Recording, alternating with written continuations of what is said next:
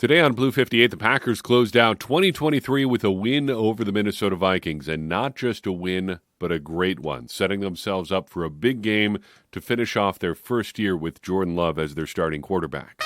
Blue 58! Hello and welcome to another episode of Blue 58, the one and only podcast of thepowersweep.com. I am your host, John Meerdink, and I am excited to be with you here for another episode because we get to start with a celebration.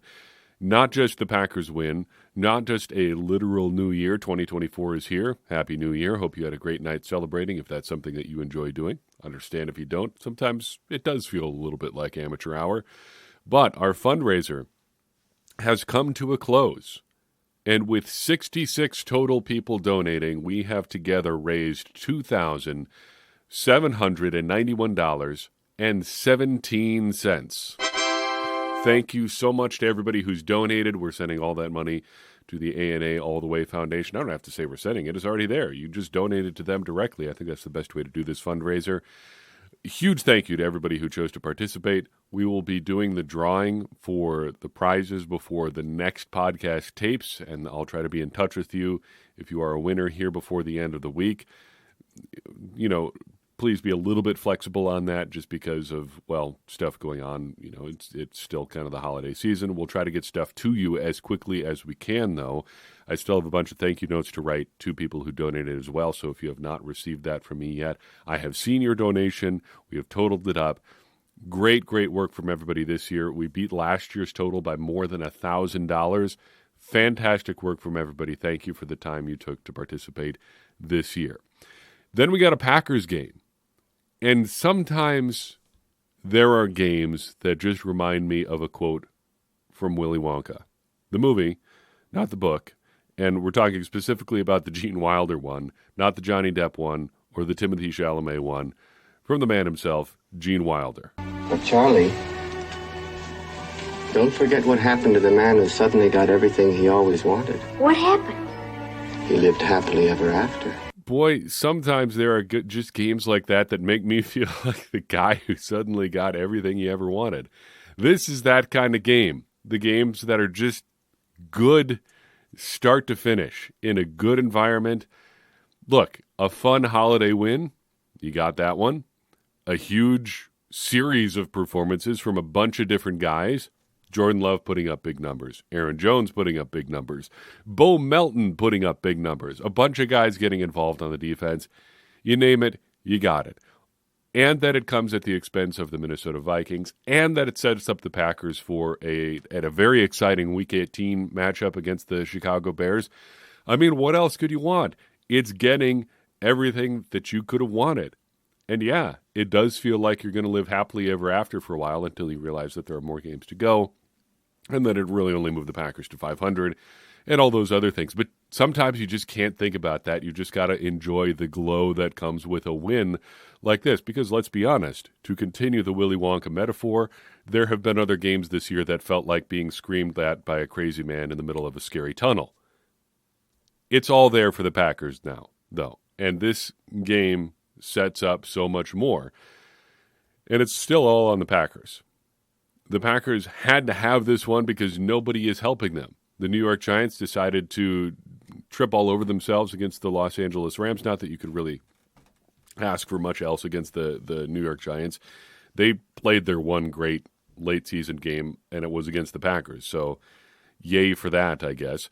But the Giants unable to seal the deal there against the Rams means the Packers needed to win this one, and they did in convincing fashion, pummeling the Vikings, assuring that, among other things, the Packers are guaranteed to go at least 500 against the NFC North this year, which, again, not for nothing considering how things were going around the midway point of the season. 2-5 is not all that long ago, and now the Packers sit at 8-8 heading into the final week of the season. I don't want to fixate on any bad things really in this one, but there's plenty of good ones to talk about. We will mention a couple of bad things just in passing here, though. But the good was so good. We got to start with Jordan Love, who looked, even though I think there are statistically games where he was better, in terms of how he looked in this game, the passes he was delivering, the touchdowns to Jaden Reed, just beautiful passes all over the place. I think we've finally seen I mean, there were flashes in the first half of the season, but over this now extended run throughout the second half of the season, maybe the second mini run now here in the second half of the season, we've seen some of that immense arm talent from Jordan Love. Just to contextualize some of his stats, though, in the 5-game stretch, beginning with the win over the Rams and ending with the win over the Chiefs, the run where the Packers, quote-unquote, turned things around, Jordan Love went 115 of 174 passing for just under 1,400 yards, 11 touchdowns, and 2 interceptions. That does include a bit of a down game against the Steelers, 2 interceptions there that may or may not have been entirely his fault. But in that stretch, put up a 106.3 passer rating, throwing an adjusted yards per attempt figure of 8.64 in there as well. The 4-game stretch from the loss against the Giants to this week, a little bit cooler, but still very, very good. 94 of 139 passing, 977 yards, 8 touchdowns, and an interception. 104.5 passer rating in there. Adjusted yards per attempt of 7.86. Very, very good. Not quite as good as he was earlier. However, the last 3 weeks throughout that Giants game, Love has completed exactly 70 of 100 passes for 759 yards, 7 touchdowns, no interceptions. He's cooking. 70% completion rate in there. Duh, 70 of 100. I can do that math. 8.99 adjusted yards per attempt. Has only taken 3 sacks in that span. The ceiling is starting to look pretty high for Jordan Love. And look, anything can happen in a short stretch. But we're at the point now this season where we have seen multiple stretches of very high-level play. You've got that 5-game run that we talked about earlier this season where the Packers got things back on track for their season. A bit of a down game against the Giants, but then over the last month, very, very solid again. He is putting it together a very, very impressive year in his first year as the Packers starter at quarterback. Next up, we have Aaron Jones, who posted more than 100 yards again this week, his first pair of back-to-back 100-yard games since weeks 15 and 16 of the 2019 season. Look, you don't need me to tell you that Aaron Jones has been banged up quite a bit this year. Everybody knows that. It's kind of been the story of the season for the Packers on offense, but what a timely return for Aaron Jones. And I want to kind of get squishy here for a second. Not hard and fast analytics, not anything that really has any basis in statistics or something that we can prove, but I got to talk about how things feel, because I think that's a big part of what Aaron Jones brings to your offense. A lot of subjective, just better feelings about what you can do on offense with him out there that you can't do with him on the sideline. Now, objectively, I think the offense is better with him on the field. He statistically has produced better than any other back on the roster this year, the last couple of weeks, and I think throughout the season he's been their most productive back. But subjectively, the offense just feels better with him out there too. And I think feel matters. I spent a lot of time wondering about this and wondering if there's anything that we could do to prove something like this, because it's kind of an annoying conversation to have in our increasingly analytics-driven sports world. But feel does seem like it matters. Statistical evidence, research, a lot of papers that I've read say there's not much in terms of stuff like momentum or the hot hand or whatever in sports. There's really no such thing, at least if you believe some of the research out there, as far as those things go. Momentum, you talk about it in the course of a game, it really just is putting a name to just the way the game is going. There's really not always firm evidence that, one series of strong play leads to another series of strong play or anything like that, or that having a certain guy out there makes other guys play up better just because he's out there. Those kind of squishy things that feel true about sports but are hard to prove.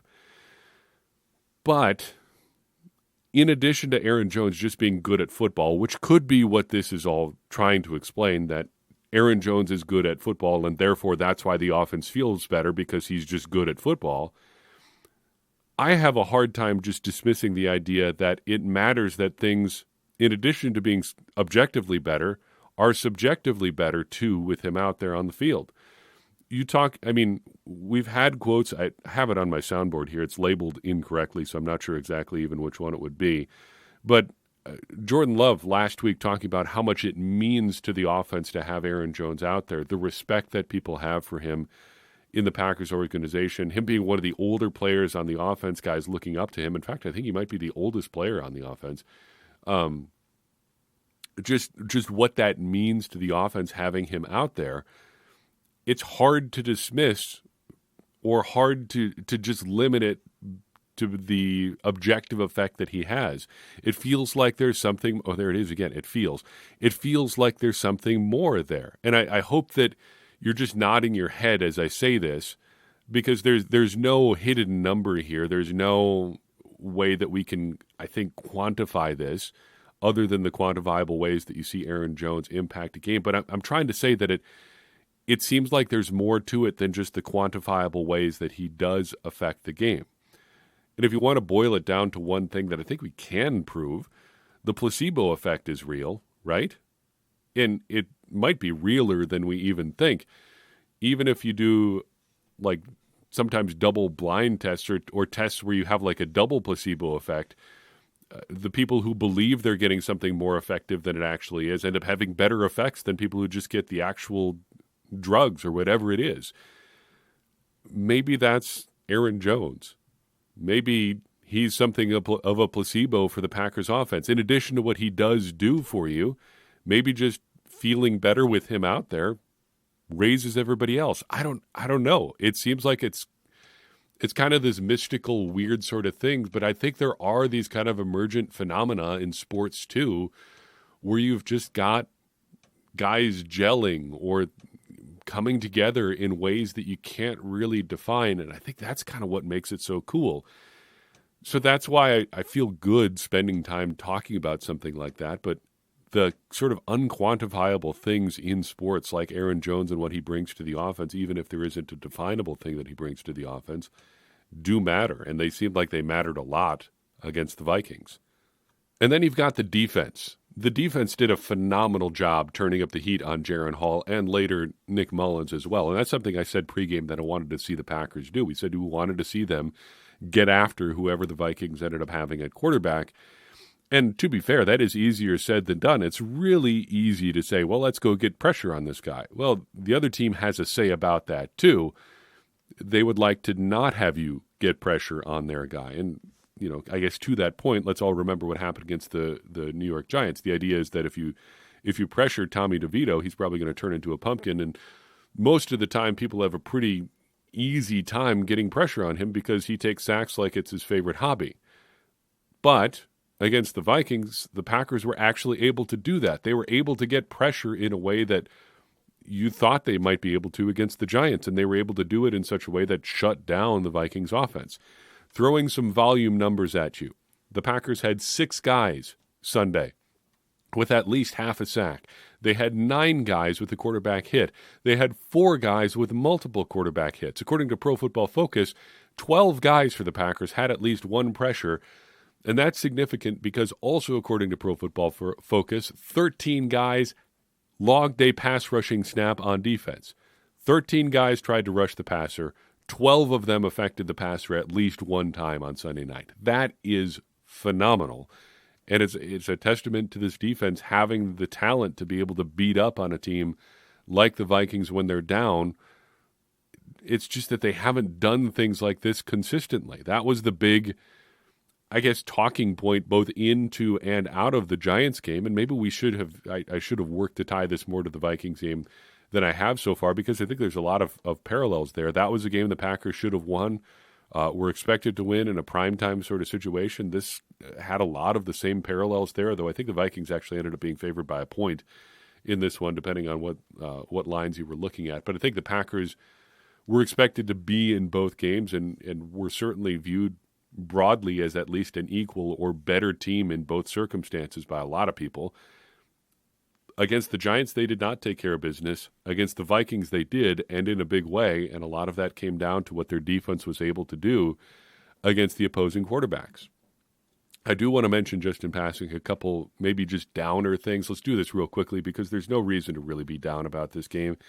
Isaiah McDuffie's injury, though, does put some, I guess, question marks at linebacker here.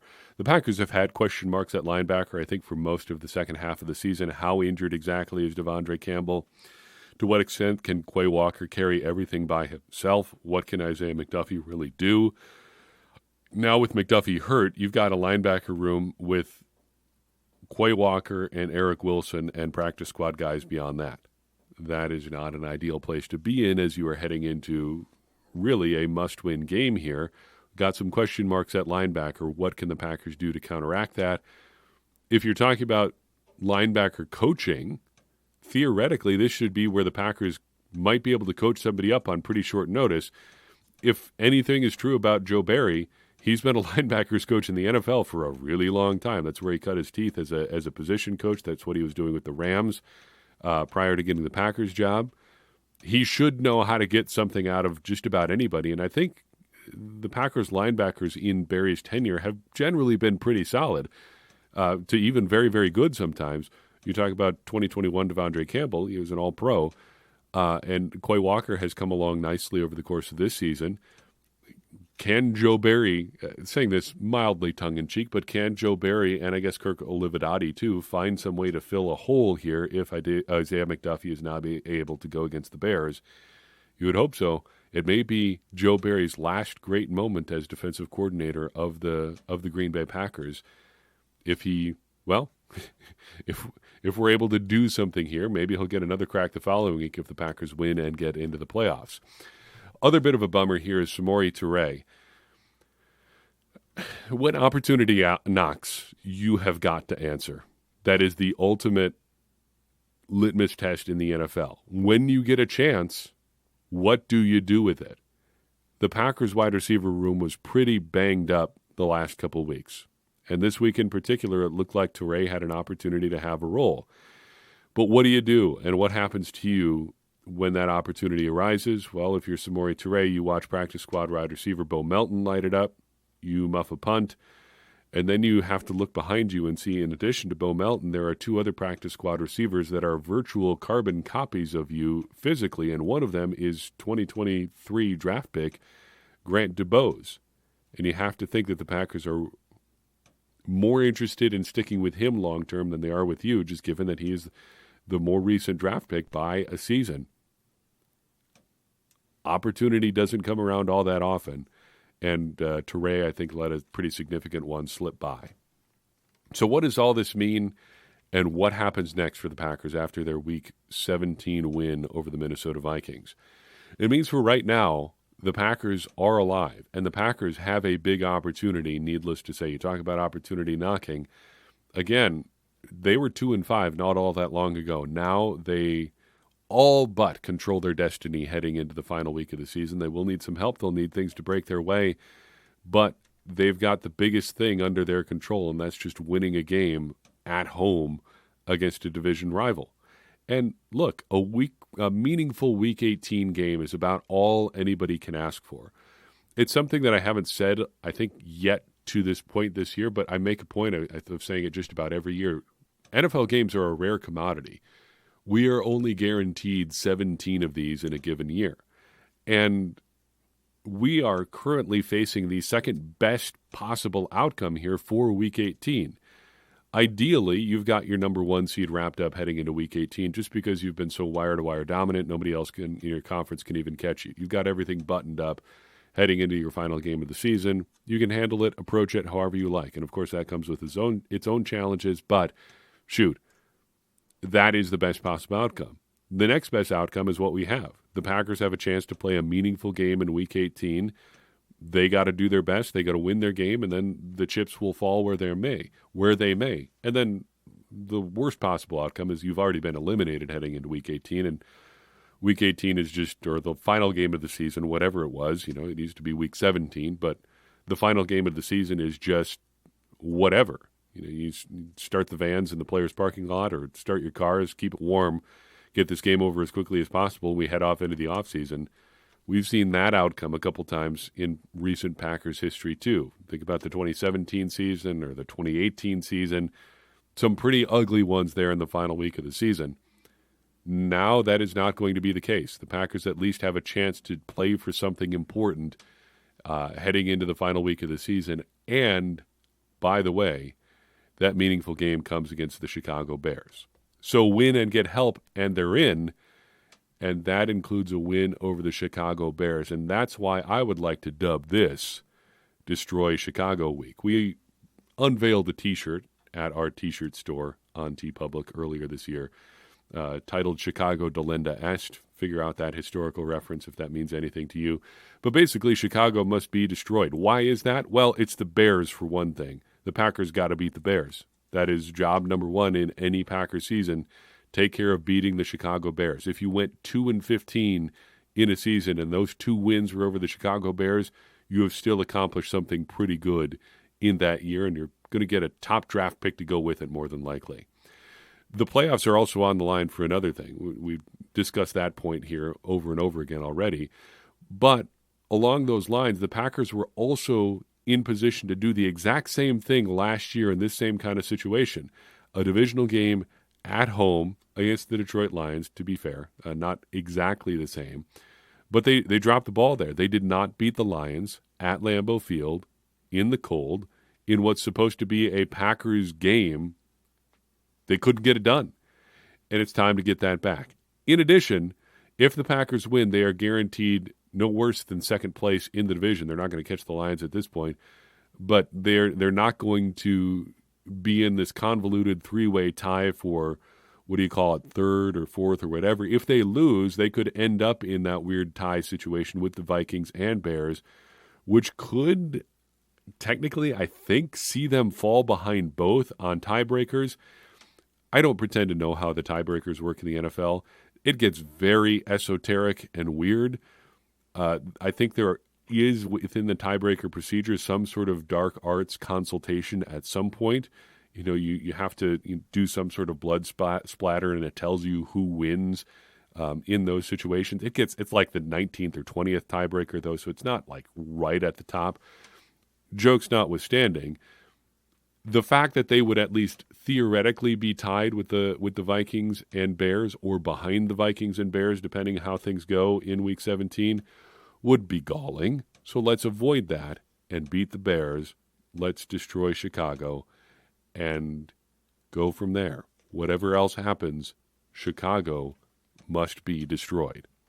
Rookie Watch. Great performance, I think, as on the whole from the Packers rookie class this week. Lucas Van Ness starts things off. Statistically, a quiet performance, at least in terms of the traditional counting stats. 1 tackle, 1 assist. Not all that exciting, but Pro Football Focus credits him with 2 pressures. That means he has 10 pressures over his past 6 games. Van Ness is coming on very strong down the stretch. Luke Musgrave, of course, still on injured reserve, but Jaden Reed more than making up the slack. 6 catches, 89 yards, 2 touchdowns. If you are a fan of big, round numbers, Jaden Reed is the man for you. Through 16 weeks, he has 90 targets, 60 catches, 800 yards from scrimmage, and 10 total touchdowns.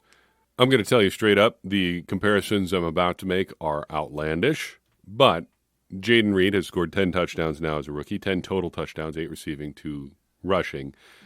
Just to get totally wild and crazy, Don Hudson had 6 touchdowns as a rookie, and he did not break 800 yards from scrimmage until year 5. James Lofton, as a rookie, had 6 total touchdowns, had 831 yards from scrimmage. Fewer catches, though, just 46. Sterling Sharp, just 1 touchdown as a rookie and just 55 catches. Devontae Adams, as we all know, had a fairly underwhelming rookie year, just 38 catches and 3 touchdowns. And even compared to some of the best rookie seasons we've seen from pass catchers recently, Greg Jennings, 45 catches, 632 yards, and 3 touchdowns. James Jones, 47 catches, 676 yards, 2 touchdowns. Jaden Reed, right up there with all of them. Does it mean he's better? No, of course not. But he's having a great rookie year, which I think is the overall point. Speaking of great rookie years, Tucker Kraft is starting to put together a pretty solid one overall. 6 catches, 48 yards against the Vikings, now his 4th consecutive game with at least 4 catches. He missed having 4 straight games with 50 or more yards by 2 yards today. Not today, yesterday, but came up just short of hitting 4 straight with 50-plus yards. Still, very, very solid start to his NFL career as he continues to come along here by the end of the season. Colby Wooden had a meaningful measurable moment. His first half sack of his career, kind of walked into one. Sean Clifford, a statistically notable 1 of 1 for 37 yards passing. I initially believed this was probably the longest first pass attempt of anyone who has ever played for the Packers. But here is a historical nugget for you. As it turns out, that is not true.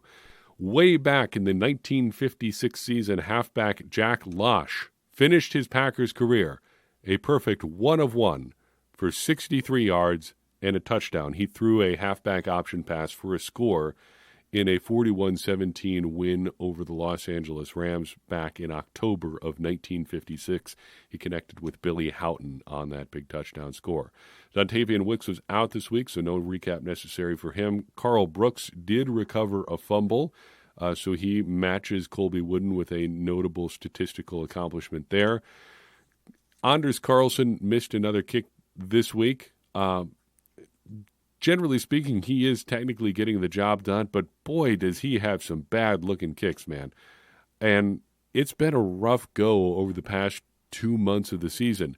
He has missed at least one kick in 8 out of 16 games this year, which doesn't sound so bad, but in 9 games since the start of September, he has missed at least one kick in 7 games. Twice in that span, he has missed both a field goal and an extra point in the same game. I know it's not always his fault. I know there are a lot of factors that go into missing a kick. I know that there are huge differences between kicking indoors and kicking outdoors and just the quality of a hold from kick to kick. At least one of those kicks has been blocked. I don't know if it was in the November to present span, but we can blame Josiah DeGuara for at least one of his extra points being blocked, just badly missing a block at some point this year. I understand all that. But kicking is the ultimate results-based job in the NFL. And if the ball is not going through the uprights at a high rate, you're going to draw some increasingly pointed attention from just about everybody, players and fans alike. Anders Carlson has been in those crosshairs now for a while.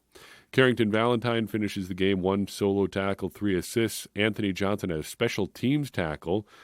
Malik Heath nearly had one of the more spectacular plays of the season. Jordan Love missed him on an end zone target. It looked like had Jordan just taken half a second more to gather himself.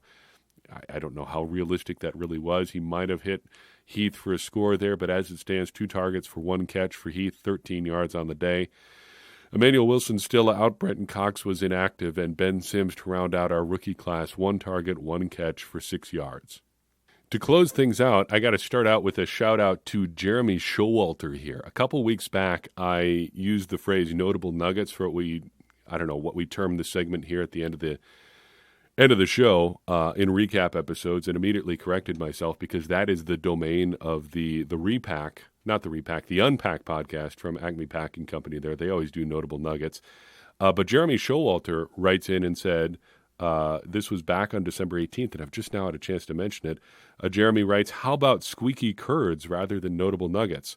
I like that idea, and I think we're going to take it one step further. How about a couple curds for the road here as we round out this episode? Squeaky curds from Jeremy Showalter to some curds for the road as we wrap up the show with just some kind of random observations here. Always start with uniforms in this section. Honestly, this is always one of my least favorite games of the year. I think the Packers always look worse inside. Their yellow seems to change hue significantly under artificial lights, though it does tend to be better in Minnesota because I think they have better lighting than just about any other indoor team. But between that and playing against the Vikings, you end up with a lot of weird-looking yellow. The Vikings purple, of course, just always I think is going to be a little bit galling. I don't think I hate purple on uniforms as much as I used to think I did, but it's something just about the Vikings shade of it that bothers me. Maybe it could be a little bit darker or richer. I don't know. It ends up looking almost a lot of times like almost lavender more than a real purple. Just it doesn't look good on a uniform. I wish they could do a little bit better. And on top of that, the Vikings, I don't know if this was true of everybody, but most of the pictures and video I seem to recall from the game had people just wearing solid white socks with their white pants, which is not a good look for me. Back onto something that did look good, though. Bo Melton looked phenomenal. and in fact was the first Packers receiver to hit 100 yards in a game this season. If you say that you predicted that, you are a liar. Nobody thought that. In fact, if you had told me prior to this season that Bo Melton was going to be the first Packers receiver to 100 yards, and it wouldn't happen until the second to last game of the year, I would have assumed that something had gone horribly wrong for the Packers this year, and we were probably in line for something like a top 5, maybe top 3 pick. Instead, it's just that the Packers' pass-catching group has been really balanced. They've gotten a lot of productivity from a lot of different guys, and to Melton's credit specifically, he's essentially holding off 2 draft picks for his roster spot right now, Samori Toure and Grant DuBose. I would have just about put money on seeing Grant DuBose snaps by this point in the season, at least on special teams. And I know the Packers have gone away from playing wide receivers on special teams as much as they used to in the Bisaccia era, but still, it just seemed like he might be in line for a fairly significant role at some point this year. Given the number of injuries the Packers have had at receiver, that DuBose has not gotten on the field at all, he's not even gotten call-up, is a real testament to what Bo Melton has been able to put together this year. As a whole, the Packers are scoring points in bunches this year. They now have scored 30 points 3 times this season, which matches their output in that category from last year. The Packers also broke 40 in a game last year, so they had 2 games of 30-plus and 1 game of 40-plus. The Packers this season have not broken 40 yet. But in any case, the Packers have broken 30 as many times as they did last year this year, and they are also averaging more points per game and have nearly surpassed last year's team in scoring volume. Last year's team averaged 21.76 points per game. This year's team is up to 22.88 as of this week. They've also scored 366 points on the season so far. Last year's team scored just 370. So unless the Packers somehow score just 2 safeties against the Bears next week, or a field goal and the rare 1-point safety, they will surpass more than likely last year's team in terms of total scoring. Let's talk about 2 pass rushers here before I send you off with one last bit of feel-good news here. Rashawn Gary and Preston Smith. Rashawn has been a little bit quiet in the back half of the season, had 1 monster game, but was very, very good against the Minnesota Vikings. 8 pressures on 24 pass rushes, according to Pro Football Focus. Still very good. And you know who else is still pretty good? Preston Smith. Put up just 4 pressures on 20 pass rushes. I say just 4. That's still a 20% rate. Still pretty darn good. Now has 8 sacks over the course of the season after recording another one against the Vikings. Over his past 3 years, in what I think most would consider the down portion of his career, he has 25.5 sacks, never fewer than 8 in a given season. Combining it with that other number that we look at, tackles for loss, he has 25.5 sacks and 22 tackles for loss in his last 49 games. That's a production ratio of 0.97. Very solid, I would say, for a guy in his age 29, 30, and 31 seasons. For comparison, Rashawn Gary has 24.5 sacks and 21 tackles for loss in his last 41 games. That's a production ratio of 1.11. Better, to be sure, but not necessarily a lot better over the same span of years. Now, Gary has played 8 fewer games, but in terms of the ratio, that doesn't necessarily matter. It doesn't matter at all, actually. That's how ratios work. That's the point of doing stats that way. But the point is that Preston Smith quietly has been at least in the neighborhood in terms of the raw counting stats production that Rashawn Gary has been over the past 3 seasons. Not for nothing, Preston Smith has also missed a grand total of 1 game during his Packers career. Sure, it hasn't always been great. Sure, he hasn't always been consistent. There were at least 1 very notable down year in there in 2021. But he's been pretty reliable. He's been a good player by and large. And he just is Preston Smith each and every week. And it's been good to see him continue to hit those counting numbers here down the stretch in what has turned out to be a pretty strong career. Finally, let's leave you with some 2023 symmetry. I'm surely not the first or only person to note this, but on January 1st, 2023, the Packers beat the Minnesota Vikings 44-17. And then on December 31st, 2023, the Packers beat the Vikings 33-10. That means we have started and ended the year of our Lord 2023 with combined wins over the Minnesota Vikings by a 77-27 margin. That sounds pretty good to me. And I think that's a pretty good place to end this episode of Blue 58. Appreciate you tuning in. I'd appreciate it even more if you would help me start off this 2024 year by sharing this podcast with someone you think would enjoy it too. It's going to help more people find the show and get more people involved in this conversation you and I are having about the Green Bay Packers, which in turn is going to help all of us, me included, perhaps me especially, become smarter Packers fans. And as I always say, smarter Packers fans are better Packers fans, and better Packers fans are what we all want to be. I'm your host, John Meerdink. We'll see you next time on Blue 58.